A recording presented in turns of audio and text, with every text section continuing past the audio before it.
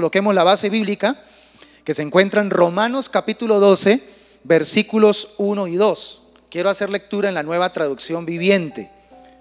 Me encanta cómo allí también es descrita esta verdad. Romanos 12, 1 y 2. Dice la palabra del Señor: por lo tanto, amados hermanos, les ruego que entreguen su cuerpo a Dios por todo lo que Él ha hecho a favor de ustedes.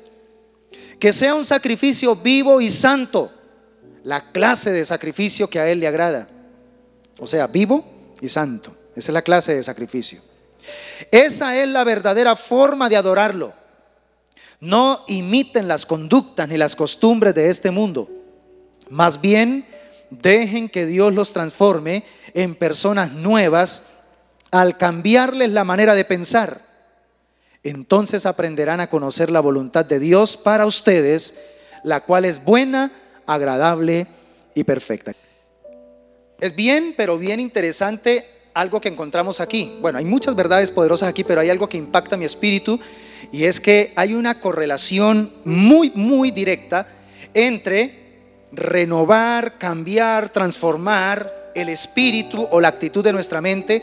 ¿Para qué? Para poder aprender a conocer la voluntad de Dios. ¿Sabe por qué a veces se nos dificulta terriblemente discernir la voluntad de Dios en nuestra vida diaria? A veces terminamos tomando decisiones pero tan desacertadas. Algo anda muy mal con respecto a ese asunto. Y muy probablemente está relacionado porque todavía no hemos renovado el espíritu de nuestra mente. Tenemos todavía una mente condicionada al estilo o al sistema de este mundo que tanto nos bombardea, ¿cierto? Al estilo del mismo Satanás, que tanto busca estrategias para merodearnos, y sobre todo al estilo de nuestra propia carne, que tanto busca dominarnos y llevarnos a vivir independientemente de Dios. Entonces, por favor, no olvide esa correlación tan importante.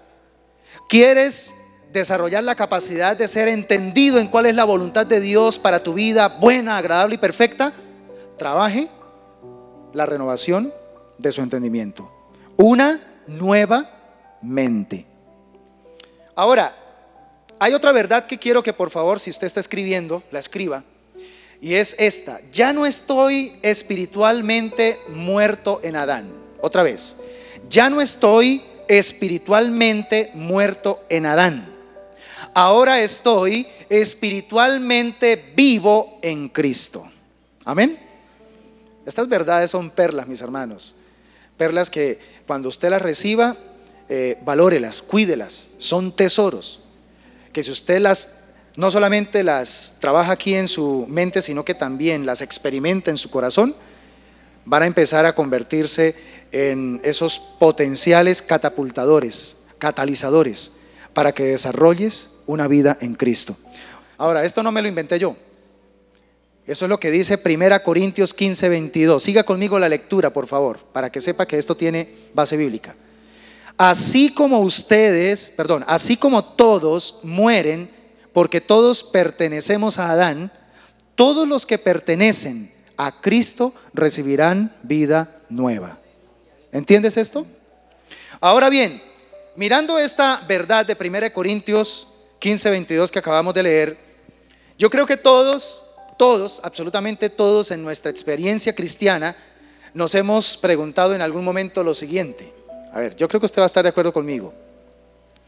Si lo anterior es verdad, es decir, que ahora ya no estoy espiritualmente muerto en Adán, sino que ahora estoy espiritualmente vivo en Cristo. Si esto es verdad, ¿por qué todavía me siento como antes? ¿Cierto? ¿Por qué todavía continúo batallando con muchos de los mismos asuntos, de los de siempre? ¿Sí se ha preguntado eso en algún momento? Yo me lo he preguntado muchas veces. Se sobreentiende que ahora soy cristiano, que ahora estoy en Cristo, se sobreentiende que ahora mi anhelo es de verdad, sinceramente, agradar a Dios. Pero ¿por qué sigo teniendo tremendas batallas en mi interior? ¿Por qué sigo teniendo luchas? ¿Por qué sigo teniendo debilidades? Bueno, quiero darte un aliciente. No solamente tú, el apóstol Pablo también. el gran apóstol Pablo. Léase Romanos capítulo 7 en esta semana y allí se va a dar cuenta el grito tan agónico que el apóstol eleva desde lo más profundo de su alma, porque él se sentía frustrado. Dios, ¿por qué lo que no quiero hacer termino haciéndolo y lo que tanto quiero hacer casi nunca lo hago? Miserable de mí, ¿quién me librará de este cuerpo de muerte? Pero él termina dando una respuesta: gracias sean dadas a nuestro Señor Jesucristo, que nos da la victoria. Amén. O sea que la clave de todo esto, para poder seguir avanzando y para poder seguir experimentando esa nueva vida, está en Cristo Jesús.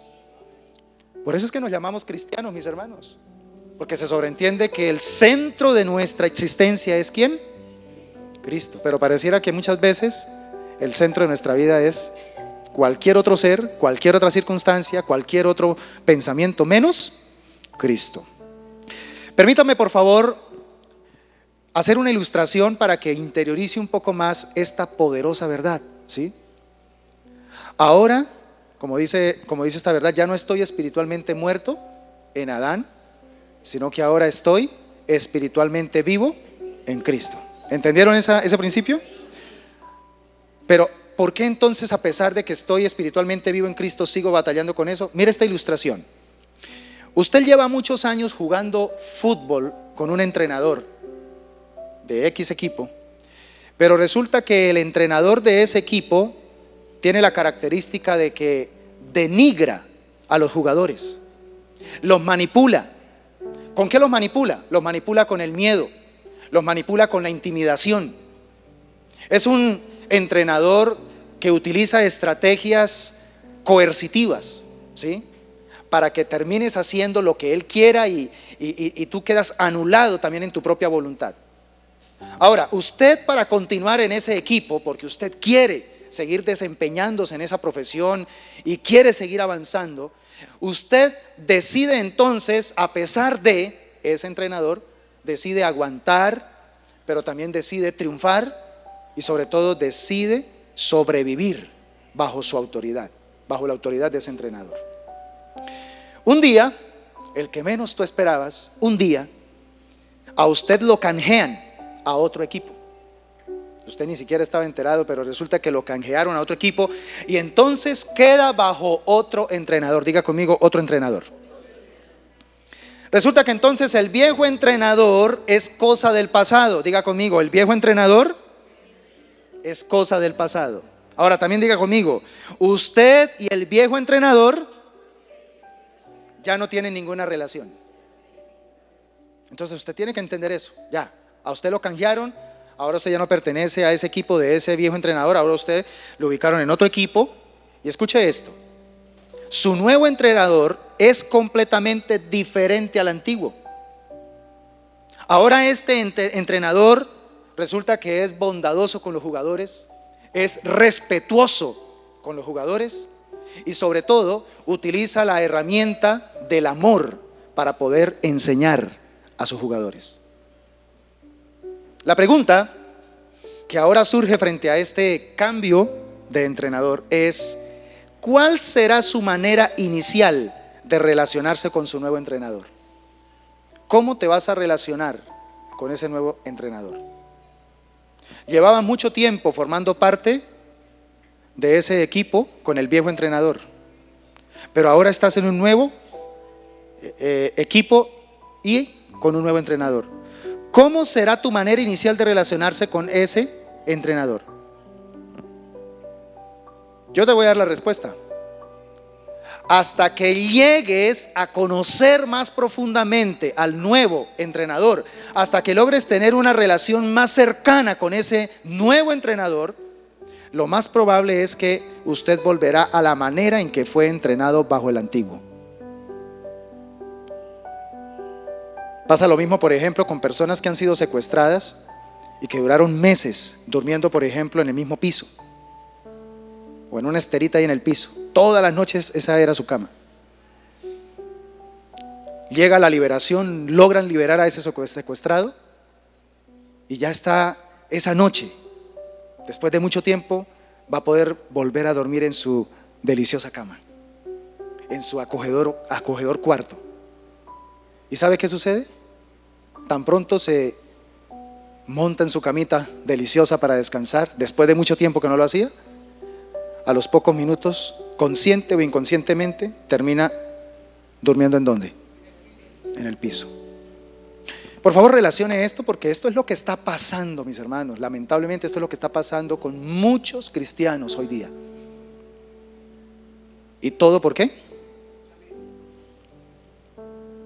Seguimos comportándonos, seguimos abrigando miedos, temores, heridas, resentimientos, deseos de superación, pero mal enfocados, porque todavía la mente nos juega una mala pasada.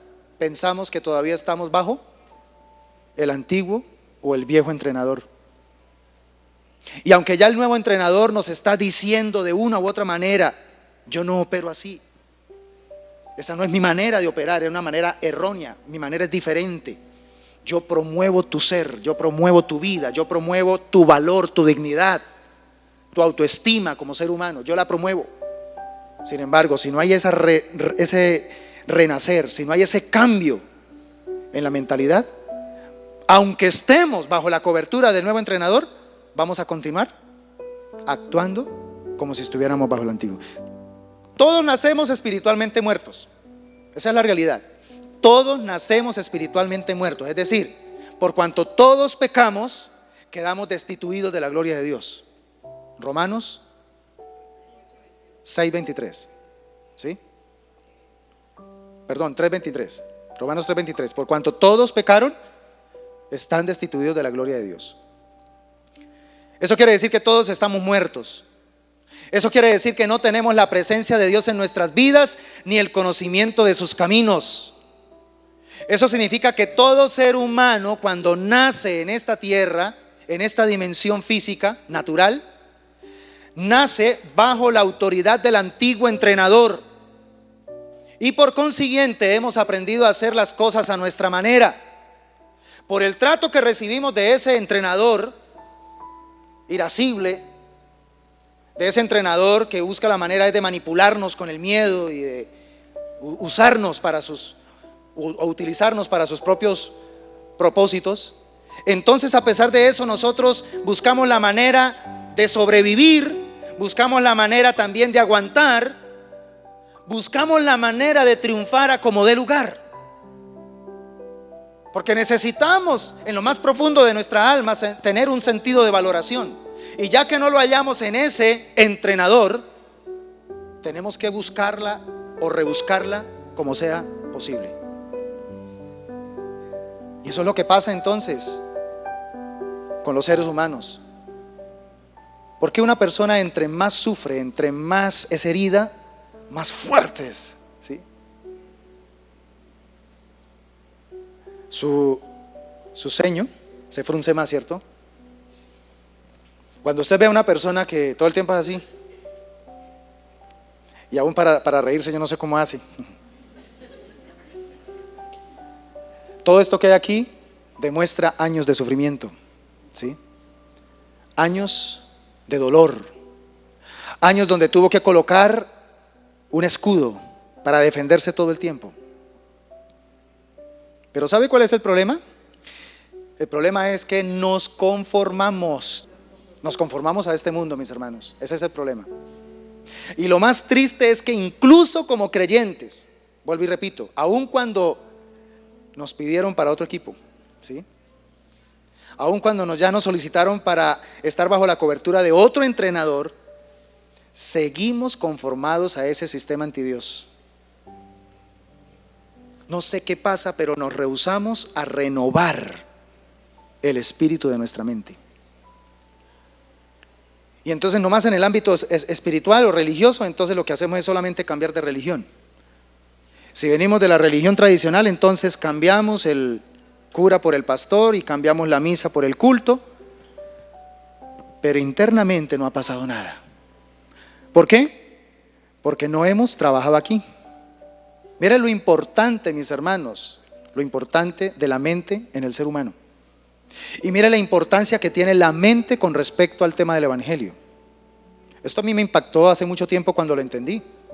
Cuando Jesús lo primero que dice tan pronto desarrolla su ministerio público es: arrepentíos, porque el reino de los cielos. Él de una vez dio la clave.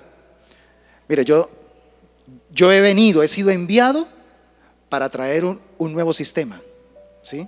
Un sistema que tiene el poder de transformar completamente al ser humano y elevarlo a un nivel de supervida, la vida abundante que Dios planeó para el ser humano. Pero el único acceso para eso es la metanoia, arrepentimiento, cambio de mentalidad. Y hay cristianos que pueden llevar hasta 40, 50 años en el evangelio, pero no han trabajado esto,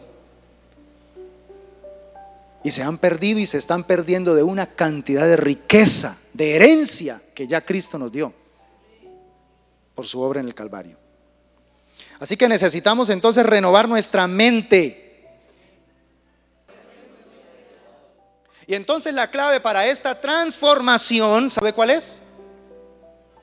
Establece una cercanía, establece una relación personal con ese entrenador.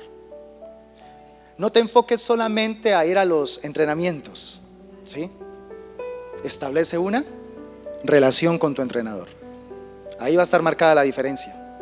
Porque ahí viene el otro problema. Entonces, cristianos que se enfocan solamente en agradar al entrenador, en hacer lo que el entrenador diga. Pero Dios no solamente quiere, como entrenador nuestro, que hagamos lo que Él nos pide. Él quiere que nosotros estemos con Él. ¿Se acuerda lo que pasó cuando Jesús duró toda una noche orando para luego escoger a los discípulos? Dice la palabra del Señor que entonces, cuando amaneció, empezó a llamar a los discípulos para que estuviesen con Él. Esa fue la primera, o la prioridad más importante, para que estuviesen con Él. Jesús desea que nosotros nos relacionemos con Él. Jesús desea que nosotros tengamos una comunión íntima con Él. Ahí es donde va a estar, hermanos amados, la clave de la transformación de nuestro entendimiento. Yo sé que todos estarán de acuerdo conmigo en lo que voy a decir. Por eso uno como padre vigila mucho las amistades de los hijos, ¿cierto? Todos hemos tenido de una u otra manera la experiencia de ver cómo una buena amistad bendice a nuestros hijos, como una mala amistad lo pone uno en alerta, ¿cierto? Las antenitas de venir se activan. Y cuando uno ya confirma que no es una buena influencia, uno busca estrategias y maneras ¿para qué? Para alejar esa mala influencia. Entonces, mis hermanos, lo mismo. Nosotros tenemos que entender que si queremos transformar el espíritu de nuestra mente, pues necesitamos estar lo más influidos, ¿sí? Influenciados por nuestro Señor. Y para estar muy influenciados por nuestro Señor necesitamos estar cerquita de Él, enamorarnos de nuestro Señor, apasionarnos por Él. ¿Y sabe cómo nos apasionamos de nuestro Señor? Estudiando su palabra, conociéndolo, cada día meditando en su verdad, conociendo su corazón, sus características, sus virtudes como persona. Qué bueno saber que Dios es un Dios personal. Cuando nosotros tenemos entendimiento de lo que es Él y de lo que Él ha hecho por nosotros, entonces allí va a estar la clave para el cambio de nuestro mundo pensante. Es allí donde entonces vendrá una nueva mente. Claro que sí, porque entonces ahora tenemos claridad de quién es mi entrenador y lo que Él hace por mí y lo que Él espera de mí. A ver, lo primero que yo quiero que revisemos es el tema de las fortalezas mentales. Fortalezas mentales. Esto es muy importante, mis hermanos, porque las fortalezas mentales, nada más ni nada menos, son patrones mentales habituales de pensamiento. Esos son las fortalezas mentales. Patrones habituales de pensamiento. Todo lo que hacemos, lo hacemos primeramente pensado, de la mente, ¿sí? Algunos pueden decir consciente o inconsciente, pero ¿viene de dónde? Porque somos seres pensantes, ¿sí? Somos seres pensantes. Entonces, las fortalezas mentales son mecanismos de defensa revelados en un temperamento ajeno al gobierno de Dios. Esos patrones o fortalezas mentales se empiezan a aprender por el entorno en el que hemos nacido y en el que hemos sido criados, y según la cultura familiar que hemos tenido y donde las personas que nos han influenciado van generando esas fortalezas mentales. Y por eso es que podríamos, de pronto, como para ilustrar, que no se nos olvide, imagínense cuando usted ha ido a una finca, ¿sí?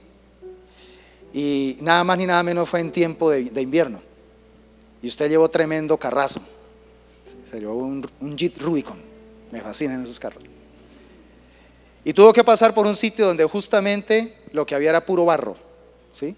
Pero no había por dónde más pasar, obligatoriamente tenía que pasar por ahí. Y entonces usted mete el carro y sigue para adelante. ¿Qué quedó ahí donde estaba todo ese barro? Las huellas, ¿cierto? Resulta que pasan los días, pasan las semanas, dejó de llover, y cuando usted nuevamente regresa, ¿qué encuentra ahí?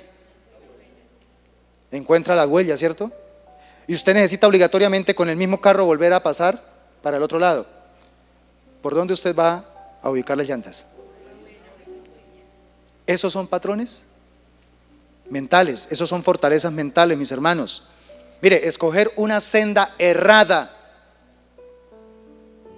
y practicarla por lo menos durante 6 semanas seguidas va a terminar convirtiéndose ¿en qué?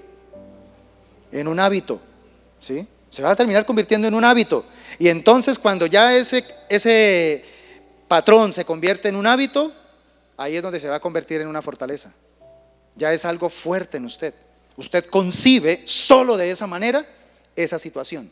No hay otra manera. Usted no mira para otro lado, no. Ya usted sabe que tiene que meter las llantas de su carro por ahí mismo, ¿sí? Por esa huella. Si hemos programado erróneamente nuestras mentes, ¿será que podemos reprogramarlas? ¿O reprogramar nuestra mente? ¿Ustedes qué opinan? ¿Sí? ¿Sí es posible reprogramar nuestras fortalezas mentales? Claro que sí, sí es posible. ¿Pero es fácil o difícil? Es difícil, ¿cierto? Pero es posible. Aunque las fortalezas mentales se aprenden con el tiempo por nuestro entorno, se pueden derribar en Cristo. Ahí es donde está la clave, con el poder de Jesucristo. ¿Cuántas veces hemos querido cambiar ciertas cosas? Es desde nuestras fuerzas, ¿sí? Ahora sí me voy a proponer. Y tenemos una impresionante fuerza de voluntad, o sea, un deseo impresionante de cambiar. Y hasta lo intentamos y funciona por unos días. Pero después, ¿qué? Algo sucede y volvemos a caer en la huella. Si yo dije, esta vez no voy a meter las llantas por esa huella, me voy a ir por este otro ladito, ¿sí? Tiene que haber otra manera, porque va y se me daña el carro. Y resulta que intentándolo, y usted dice, no, y por el miedo vuelve a caer en la huella. De una u otra manera como que se siente nuevamente cómodo, porque es el patrón al que está acostumbrado. Eso sucede cuando lo hacemos en nuestras fuerzas. Esto solamente se logra a través del poder de Jesucristo. El poder de Jesucristo operado a través del Espíritu Santo. 2 Corintios 10, 3 al 5. Escucha muy bien lo que dice el apóstol en la Nueva Traducción Viviente. Somos humanos, pero no luchamos como lo hacen los humanos. Usamos las armas poderosas de Dios, no las del mundo, para derribar las fortalezas del razonamiento humano. Ahí están las fortalezas mentales. Y para destruir argumentos falsos. Destruimos todo obstáculo de arrogancia que impide que la gente conozca a Dios. Capturamos los pensamientos rebeldes y enseñamos a las personas ¿a qué? A obedecer a Cristo. Entonces, la manera para poder experimentar y evidenciar en primera instancia una nueva mente es cambiando esas fortalezas mentales, pero en Cristo, en Cristo. ¿Yo cómo voy a poder entonces cambiar esa forma en que yo estaba acostumbrado a entrenar bajo el miedo, bajo la presión, ¿sí? Para solamente hacer lo que él me decía que tenía que hacer, porque si no entonces ya me insultaba o me hacía sentir degradado? ¿Cómo hago ahora para disfrutar de este entrenamiento sin sentirme culpable, ¿cómo hago ahora para de todos modos sentirme que soy valioso a pesar de que no me siento así? Bueno, entonces tengo que empezar a fortalecer más mi comunión con el entrenador. Entre más tiempo pase con mi entrenador, más lo voy a conocer y más me voy a convencer de lo que él me valora, de cuánto él me valora. La clave está en la relación. Relación con Jesús. Por eso el segundo elemento, el segundo esencial que quiero que tengamos muy presente tiene que ver con el gobierno de Cristo. Miren, mis hermanos, nuestras mentes son como las computadoras. ¿Cómo así, pastor? Sí, nuestras mentes son como las computadoras. Lo que ponemos allí es lo que sacamos. ¿Usted quiere encontrar algo en su computadora? Pues primeramente tiene que asegurarse de que lo haya puesto allí. ¿Sí? ¿Cómo así, pastor? Pero por ejemplo el internet. Pero si usted no le activó, ¿cierto?, esa funcionalidad de que su computador pueda conectarse a internet, pues no va a poder hacerlo. ¿Sí? Tiene que estar primeramente esa función o esa aplicación activa. Entonces lo mismo, usted solamente va a poder sacar de su mente lo que permitió entrar allí. Eso es muy importante, por favor. Solo el gobierno de Cristo en la mente y el corazón es lo que nos va a transformar. El reino de Dios, un sistema de vida superior al que nos ha vendido el viejo entrenador, un sistema de vida superior, un sistema de vida que se basa en la valoración del ser humano por el amor que Dios le tiene a él, ¿sí? No tanto por el esfuerzo humano. Hoy mucha gente se siente importante y se siente especial por lo que ha logrado por sí misma. Pero esa es una plataforma muy, pero muy peligrosa. Y por eso es que encontramos gente que ha estado súper bien y que hasta uno los admira y de la noche a la mañana escucha, se suicidó. ¿Cierto?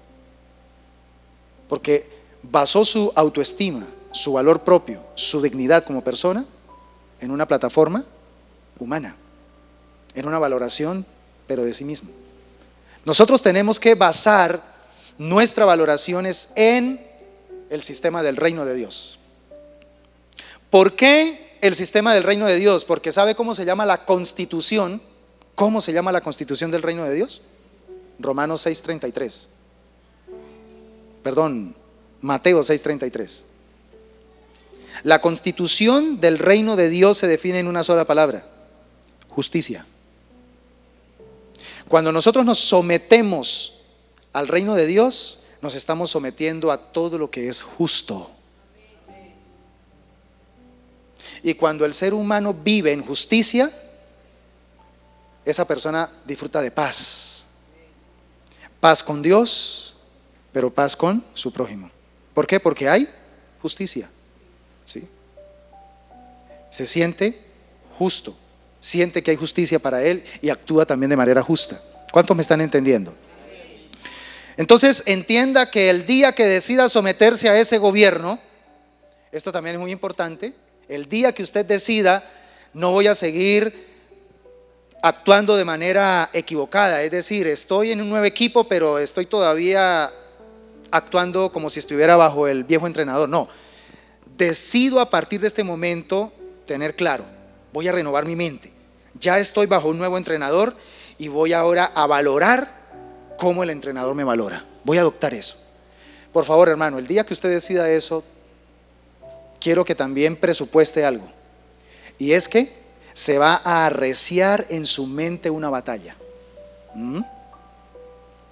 El día que usted decida, bueno, ya, definitivamente no voy a seguir creyendo las mentiras del viejo entrenador, voy a decidir creerle a mi Dios, voy a empezar a entender verdaderamente lo que Dios quiere que yo entienda para mí, va a empezar a arreciarse una batalla crítica en su mente. Porque el viejo entrenador ya está ahí bien poseído por tantos años en los que usted permitió creer a sus mentiras. Y tiene que haber esa batalla. Pero no se asuste frente a esa batalla. No le tenga miedo a esa batalla, porque ahí es donde también encontramos, mis hermanos, especialmente los pastores, nos damos cuenta, preciosos hermanos que tienen el anhelo de empezar a vivir de acuerdo al nuevo entrenador y empiezan a avanzar. Y entonces, ¿qué sucede en ese proceso? Dan 2 pasos hacia adelante y luego retroceden 1. Y entonces, como retroceden 1, se sienten desanimados. No, mire, yo les doy una buena noticia. En este proceso donde se arrecia la batalla en nuestra mente porque estamos generando una nueva mentalidad acorde al nuevo entrenador, es normal que diariamente avancemos 2 pasos y retrocedamos 1. El asunto es que mucha gente, cuando avanzó 2 pasos y retrocedió 1, se quedó ahí y dice: no, esto es muy difícil. Y entonces viene el siguiente día y más bien decide quedarse ahí. Es que si doy otro paso, lo más probable es que voy a retroceder y voy a seguir retrocediendo. No, asegure cada día dar mínimo 2 pasos hacia adelante. Estoy hablando de manera figurada. Asegure dar mínimo 2 pasos hacia adelante, aunque retroceda 1. Que si empiezas a ser perseverante día tras día en renovar el espíritu de su mente, en adoptar el sistema del nuevo entrenador en tu mente, va a llegar el momento donde te vas a dar cuenta que diariamente estarás dando hasta 20 pasos y retrocederás solamente 1 o 2. Y tranquilo, mientras estemos en esta tierra vamos a retroceder pasitos. Pero aquí lo que importa no es cuánto retrocedo, aquí lo que importa es cuánto avanzo. ¿Me entendieron eso? ¿Cuánto avanzo? Porque si yo le doy más valor a cuánto estoy retrocediendo a pesar de lo que trato de avanzar, pues el enemigo tiene las de ganar, porque él utiliza la estrategia más eficaz contra el cristiano, y es el desánimo. El desánimo es lo que más usa Satanás para que nosotros no hagamos lo que dijo Pablo en Filipenses 3:13 al 14. Una cosa tengo, y es que voy a dejar lo que queda atrás y me voy a extender hacia lo que está adelante, al premio del supremo llamamiento. Pastor, pero es que volví a caer. Pastor, pero es que volví a meter la llanta en la huella. No importa, pues vuelva a caminar nuevamente, pero hacia adelante, no hacia atrás. Y Dios va a favorecer tu persistencia.